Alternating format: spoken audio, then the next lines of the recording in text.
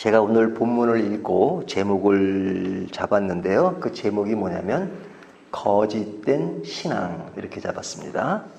이 제목을 잡을 때는요, 이렇게 부정적인 제목을 잡는 것은 별로 안 좋습니다. 긍정적인 제목을 잡는 게 좋습니다. 그래서 거짓된 신앙, 이거보다는 뭐 참된 신앙, 뭐 이렇게 잡는 것이 더 유리하다는 걸 제가 잘 알지만, 그럼에도 불구하고 거짓된 신앙이라고 잡은 것은 우리에게 잠재되어 있는 이 거짓된 것들을 늘 발견해야지만 우리가 참된 길을 갈 수 있습니다. 그리고 우리 안에 사실 우리도 모르게 잠재된 그런 많은 그 거짓된 부분이 있기 때문에 그렇습니다. 자, 그러면 신앙에도 거짓이 있는가? 거짓된 신앙이 있는가? 만약에 신앙에 거짓된 것이 있다면 신앙과 관련된 많은 것에 거짓이 있다는 거죠. 교회도 거짓된 것이 있고, 믿음도 거짓된 것도 있고, 봉사도 헌신도 거짓된 것이 있다는 것입니다. 실제로 있습니다. 자, 그렇다면 예수님께서 예루살렘에 입성해서 제일 먼저 하신 일이 뭐냐? 성전을 척결하신 거잖아요. 성전, 그러니까 성전은 우리가 어떤 것을 생각하게 하냐면 깨끗하고 또 하나님의 집이고, 그리고 여기는 더러운 것과 추한 것이 없다라고 생각하죠. 예를 들면 선교사, 목사 이러면 이게 선한 것으로 생각하잖아요. 하지만 그거 반대되는 그런 것들 하면 나쁘다 이렇게 생각하잖아요. 강도, 도둑놈 하면 나쁘잖아요. 그러니까 그 강도, 도둑은 무조건 나쁜 거예요. 하지만 목사, 선교사 이것은 무조건 좋다고 해도 가언이 아닐 정도로, 그러나 또 좋고 나쁨에 대한 어떤 구별이 분명하단 말이죠. 하지만 자세히 들여다보면 도둑놈 중에 좋은 그런 건 아니겠지만 좋다고 생각하는 것에 나쁜 요소가 많단 말이죠. 그래서 예수님이 성전을 그냥 뒤엎으셨어요. 화를 엄청 내시고 뒤엎으시면서 하는 말이 뭐라고 하셨냐면 강도의 소굴이다 그랬어요. 강도의 소굴. 오늘날로 말하면 교회를 보고 이게 교회냐? 강도의 소굴이다. 이렇게 말씀하신 거예요. 그러니까 교회도 뭐가 될 수 있어요? 강도의 소굴이 될 수 있다는 겁니다. 교회 그 본질적인 자체가 강도의 소굴이 되는 것이 아니라 교회 안에 있는 사람들에 의해서 그의 생각이나 그의 행동이나 이런 것들이 신선한 교회가 강도들의 소굴로 바꿀 수 있다는 거예요. 그렇다면 우리의 개인 신앙 가운데 봉사나 믿음이나 등등 기도나 이런 모든 것들이 거짓된 것이 있을 수 있다는 거예요. 거짓된 것이 있다면 그것은 강도의 소굴이 되는 것이죠. 자, 그렇다면 우리가 그런 것이 있다 그러면 우리의 신앙을 점검해 볼 필요가 있죠. 우리의 신앙은 거짓된 것이 없는가? 그러면 거짓된 것이 있다면 거짓된 것에 대한 특징을 찾아내야죠. 자, 거짓된 것의 특징이 뭐냐? 자, 거짓일수록 거짓된 면을 가립니다. 숨깁니다. 그리고 그럴듯하게 모양새를 갖추고 진짜인 척합니다. 가짜일수록 진짜 같다 그러잖아요. 가짜일수록 더 속기 쉬울 때가 많다는 거예요. 그러니까 자신을 숨겨요. 그럼 숨기는 요소가 뭐냐? 제일 먼저 드러난 것이 말입니다. 말. 자, 이 말로써 정당화를 시켜요. 자, 그런 내용이 어디에 잘 나타나냐면 오늘 본문에 보면, 자, 예수님이 성전을 척결하시고 뭐 하셨습니까? 가르치셨다 이렇게 말하죠. 오늘 본문을 보면 이렇게 말합니다. 예수께서 성전에 들어가 가르치실 때 그러죠. 자, 어제 본문에는 이렇게 성전을 뒤엎었어요. 그리고 그곳에서 가르치셨습니다. 무엇을 가르치셨느냐? 그 내용은 나오지 않지만 뻔하죠. 무엇이 참된 것인가 하는 것을 가르치셨을 겁니다. 자, 그럴 때 그 안에 있던 대제사장들과 백성의 장로들이 나와 이르되, 자, 지금 예수님이 하시는 것을 보고 참 해결을 하고 도전을 받고 그런 것이 아니라 그들이 이야기를 합니다. 예수님께 뭐라고 얘기하냐면 내가 무슨 권위로 이런 일을 하느냐, 또 누가 이 권위를 주었느냐 하고 지금 예수님께 따지는 거죠. 따지는 거죠. 그 따질 때 그들의 모습은 마치 자기들이 모든 것을 잘 알고 모든 것에 그 옳은 곳에 위치해 있는 것처럼 생각하고 따지는 거죠. 마치 심판자처럼 내가 어떤 권위로 여기서 가르치고 성전을 그렇게 했느냐 하는 그 얘기를 하는 겁니다. 그러니까 예수님의 입장에서 보면 참 황당했을 것 같아요. 그렇죠? 그들이 그 예수님이 정말로 화가 나서 이렇게 막 뒤엎을 정도로 했으면 그것에 대해서 자기들이 반성을 하고 그래야 되는데 반성은커녕 예수님께 자기들이 성경을 제일 잘하는 것처럼 내가 무슨 권위로 이렇게 했느냐 자기들은 뭔가 다 아는 것처럼 얘기한단 말이죠. 그러니까 이렇게 하는 모습은 사실 거짓된 모습의 아주 양상이라고 할 수 있습니다. 자, 이럴 때 예수님은 그들에 대해서 어떻게 반응했습니까? 내가 진짜다. 너희가 어떻게 그런 말을 할 수 있느냐? 그렇게 말씀하지 않으세요. 예수님은 참 이 말씀을 하는 것을 보면 굉장히 그 지혜가 있으신 분이에요. 그래서 예수님이 그들에게 답변할 때 역질문을 합니다.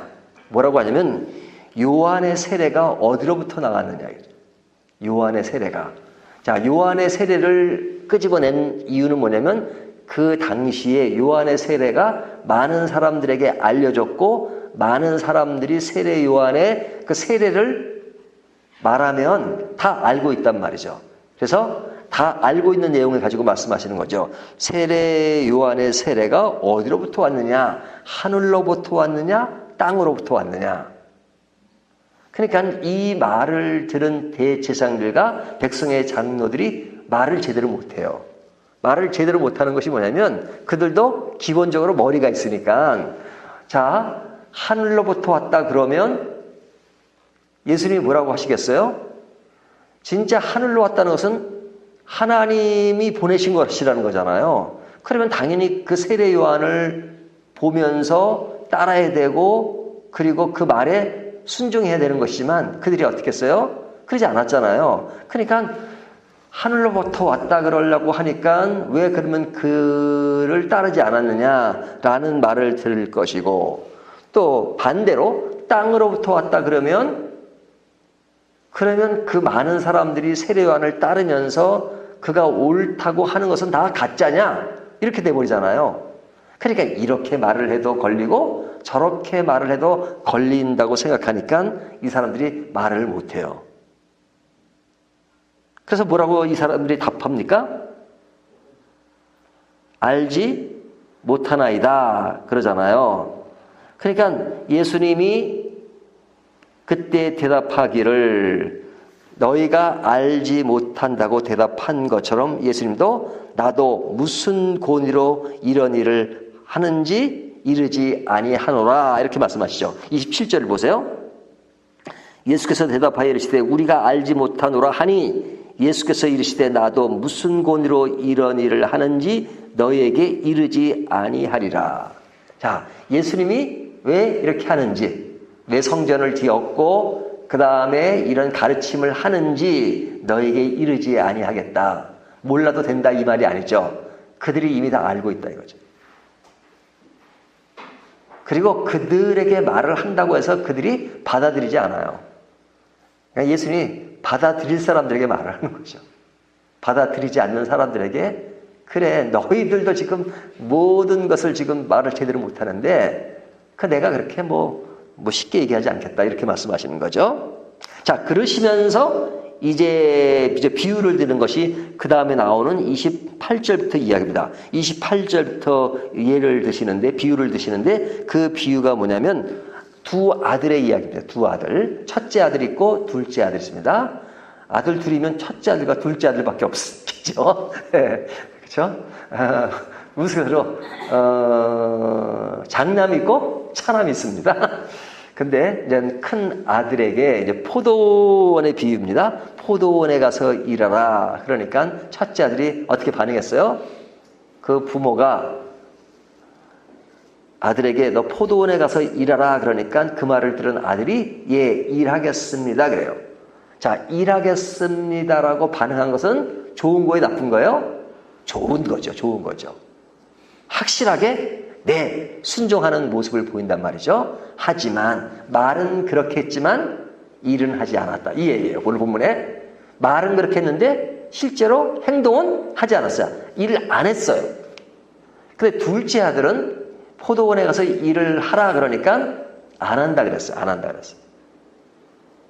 그러니까 일을 안 한다 지금 당연히 포도밭에 가지도 않겠죠. 근데 어떤 일이 있었는지 이 둘째 아들이 뉘우쳤단 말이죠. 아, 내가 이게 부모의 말을 순종해야 되는데 순종하지 않았구나. 그래서 대답으로 아니요라고 했지만 아, 이래서는 안 되겠다 뉘우치고 포도원에 가서 일을 했어요. 그러면 첫째 아들은 말로는 yes, 행동으로 no. 둘째 아들은 말로는 no, 하지만 행동으로 yes. 그러면 누가 더 옳은 것이냐? 누가 더 옳은 것이에요? 누가 나으냐라고 예수님이 질문하시는 거죠. 그러면서 둘째의 행동이 옳은 것이다. 이렇게 말씀하십니다. 그러면서 이들과 누구랑 비교하면 이 당시에 가장 밑바닥 사람이라고 인식되었던 세리들과 창녀들이 너희보다 먼저 하나님의 나라에 들어가리라. 그러죠. 그러니까 이들보다 누가 낫다는 거예요? 그 당시 세리 창녀가 낫다는 거예요. 세리 창녀가 다 낫다는 것이 아니라 회개하고 뉘우치는 그 세리와 창녀가 너희보다 낫다. 자, 이 말은 우리는 너무 쉽게 받아들이지만요. 그 당시 분위기로 보면 이 말이 받아들이기 참 쉽지 않은 말이에요. 왜냐하면 그 당대 대제사장과 백성들의 장로는 사람들에게 굉장히 높은 직위의 사람으로 그리고 아주 큰 인물로 인식했단 말이죠. 근데 세리 창녀는 가장 밑바닥에 있는 사람이야. 예수님이 말씀하시기를 누가 낫다? 세리와 창녀가 낫다. 왜? 그들에겐 죄가 있지. 말로 아니라고 하는 죄가 있지만 그러나 뉘우치고 돌아온 것. 너희들은 말은 잘한다. 말은 잘한다. 하지만 삶으로 옮겨지지 않는 신앙. 그렇죠? 자, 이들이 왜 말을 잘할까? 들은 게 있으니까. 배운 게 있으니까. 말은 잘해요. 말을 잘한다는 것이 진실성 있게 말을 잘하는 것은 좋지만 그것이 자기를 꾸미고 자기의 약점을 감추고 그리고 자기 것을 드러내기 위해서 진리가 있음에도 불구하고 진리를 왜곡시키는 그런 능력이 있는 거죠. 그런 말을 잘해요. 그러면서도 행동하지 않는 것, 삶으로 순종하지 않는 것, 행동하지 않는 것, 이거 뭐예요? 가짜인 거죠. 거짓된 것이죠. 그러니까 신앙은 뭐로 증명하는 겁니까? 말로 증명하는 것이 아니에요. 말로는요, 얼마든지 그런 척 할 수 있어요. 근데 사람들은 말 때문에 속아요. 말 때문에 속아요. 그러나 말은 있지만 회개와 순종이 없는 것은 거짓된 신앙입니다. 오늘 본문이 그것을 이야기하는 겁니다. 그렇다면 우리가 다른 사람들이 그렇게 하는 행동에 대해서도 분별할 수 있는 것이 필요하지만 내 자신이 어떤가? 나는 말만 하고 삶이 없는 내가 지금까지 배운 지식과 모든 것으로 나를 방어하고 나를 가리고 그리고 내가 진실인 것처럼 꾸미는 것은 없는가? 삶이 없는, 회개가 없는, 순종이 없는 그것이 중요합니다. 제가 어제 수요일날 예배하면서 그런 말씀을 드렸어요. 여러분, 아브라함을 믿음의 조상이라고 하잖아요. 근데 믿음의 조상이랄 때는 그 사람이 완벽한 사람인 것처럼 인식하잖아요. 하지만 아브라함의 생애를 보십시오. 완전한 것만 있는 게 아니에요. 허물투성이에요. 허물투성. 그렇죠? 그럼에도 불구하고 믿음의 조상이라고 하잖아요. 예수님의 제자들을 보면 예수님 따라다닐 때 보면 헛소리도 엄청 잘해요. 하지만 그들은 교회를 시작할 때 그 사도들의 역할이 굉장히 중요했죠. 사도행전에 나타나는 그 사도들의 역할을 보십시오. 굉장한 파워풀한 모습으로 교회를 시작하잖아요. 근데 그들은 믿음이 있었어요. 믿음이 있었어요. 근데 그 믿음이 뭐냐 보세요. 자, 하나님이 아브라함을 처음 부르실 때 이 갈대아 우르에서 부르셨습니다. 그리고 그에게 가나안 땅으로 인도하실 때 가나안 땅이 내가 있는 곳부터 몇 킬로가 떨어졌는데 그것은 이렇게 가면 돼. 그렇게 가라고 말씀하지 않으셨어요. 그냥 막연하게 말씀하셨어요. 지시할 땅으로 가라 그러죠. 지시한 땅이 아니라 지시할 땅. 지시할 땅은 미래잖아요. 그러니까 지시할 땅이 어딥니까? 말씀 안 하셨어요. 그러면 요즘 같으면 아니 이 논리가 분명하니까 아유 하나님은 그렇게 논리적으로 이렇게 좀 부족하십니까? 지시할 땅이 어딥니까? 육가 원칙에서 이렇게 말씀하세요. 그래야 내가 가지 않습니까? 지시할 땅이 어디? 이렇게 따졌나요? 안 따졌어요. 그냥 지시할 땅으로 가라고 하니까 보따리 싼 겁니다. 그리고 집을 나섰겠죠? 그리고 갔겠죠? 갈 때 하나님이 길이 여러 갈래가 나와. 그러면 이때는 요 길로 가라 이렇게 알려주신 거죠. 그러니까 말씀은 내 발의 등이다 이렇게 말하잖아요. 등은 내 발고기만 비춰줘요. 저 멀리까지 비춰주지 않아요. 그러나 내 앞에 있는 것은 봐. 한 발자국을 가면 그 한 발자국 가는 데서 그것이 비춰져요. 그러니까 한 발자국 비춰지는 것이 중요해요. 하다 보면 결국은 목표 지점까지 가게 되는 거죠. 하나님이 우리와 함께 하실 때 그렇게 역사하실 때가 많아요. 그러니까 그가 믿음을 가졌다는 건 뭐예요? 확실하게 보이지 않아요. 하지만 하나님은 분명하시고 하나님 그 순간순간 함께 하시는 것을 믿으며 나가는 것. 모든 걸 다 알고 가는 것이 아니에요. 모르고 가는 것이 더 많아요. 하지만 하나님이 말씀하시니까 순종하는 겁니다. 그리고 내 부족한 것들을 인정하고 순종하고 내 말로써 모든 것을 정당화시키고 꾸미는 것이 아니라 내 말을 뒤로 앉히고 어떨 때는 논리적으로도 이해가 되지 않을 때가 있지만 그러나 하나님이 이렇게 말씀하시니까 가는 것. 이것이 참된 신앙입니다. 하지만 그런 것과 반대로 말만 있고 행동하지 않는 것은 거짓된 신앙이다. 거짓된 신앙일수록 뭐가 풍성해요?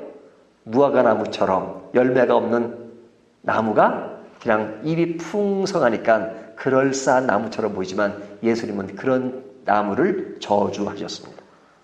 자, 우리가 잎만 풍성한 신앙이 아니라 열매가 있는 그런 신앙인이 되기를 주님의 이름으로 축원합니다.